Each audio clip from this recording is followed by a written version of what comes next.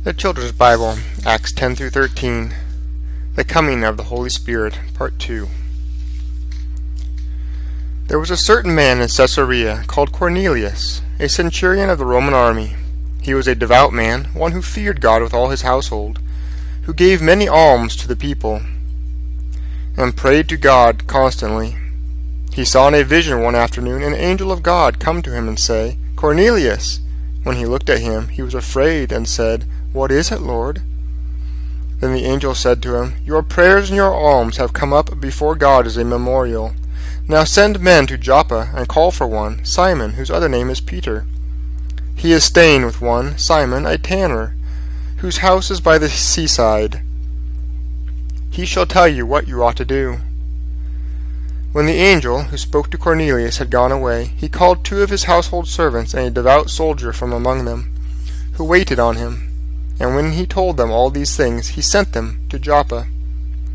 On the next day, as they went on their journey and drew near to the city, Peter went up onto the housetop for his noonday prayers. And while he was there, the men whom Cornelius had sent, having made inquiry for Simon's house, stood before the gate.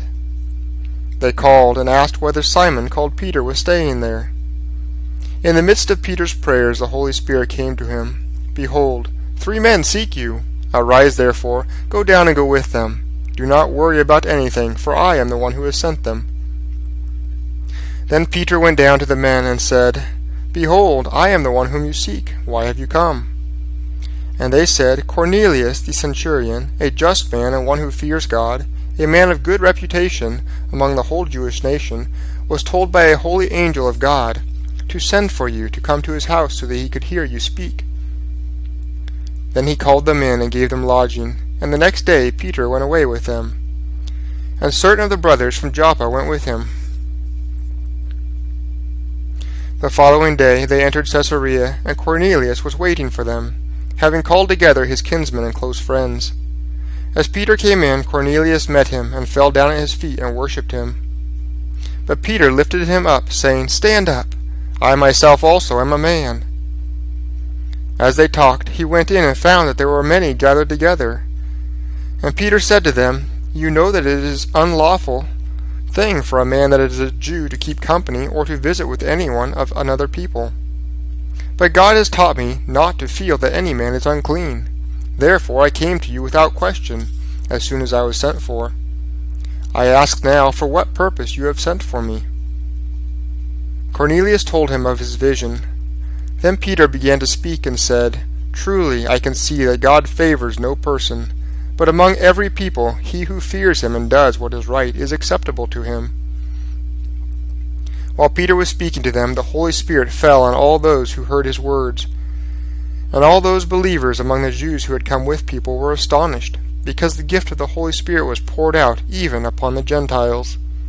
For they heard them speak in strange words, and glorify God.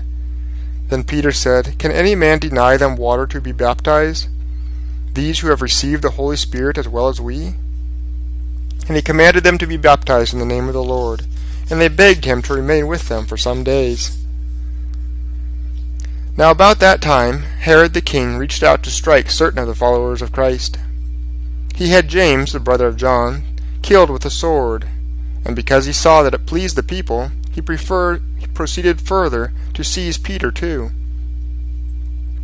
When he had arrested him, he put him in prison and delivered him to 4 squads of soldiers to guard him, intending after the Passover to bring him forth to the people. So Peter was kept in prison, but the prayers of the church were made unceasingly to God for him. When Herod was about to bring him forth, that same night Peter was sleeping between 2 soldiers, bound with 2 chains, and the keepers at the door guarded the prison. And behold, an angel of the Lord came to him, and a light shone in the prison, and he struck Peter on the side, and raised him, saying, "Arise quickly!" And his chains fell off his hands. The angel said, "Dress yourself and put on your sandals." He did so.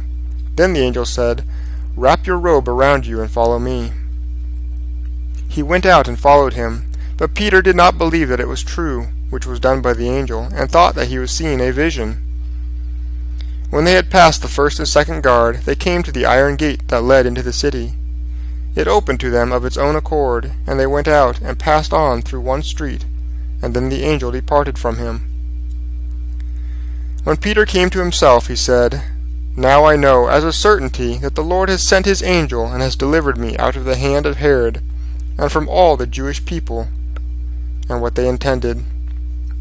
When he had considered this thing, he went to the house of Mary, the mother of John, whose other name was Mark, where many were gathered together praying.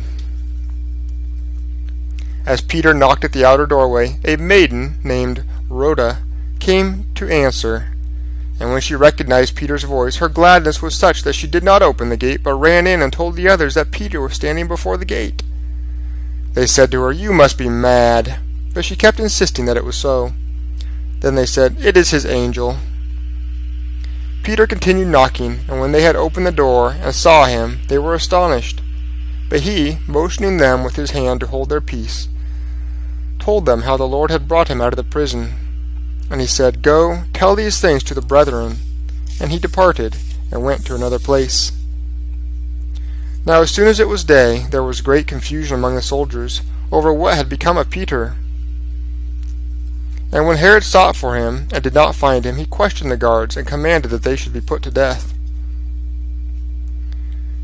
Now in the church at Antioch there were certain prophets and teachers, Barnabas and Simeon, who was called Niger, and Lucius of Cyrene, and Manaen, who had been brought up with Herod the governor, and Saul, who was also called Paul.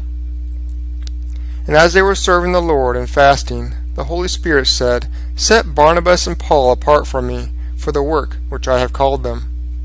And when they had fasted and prayed together, and laid their hands on them, they sent them away.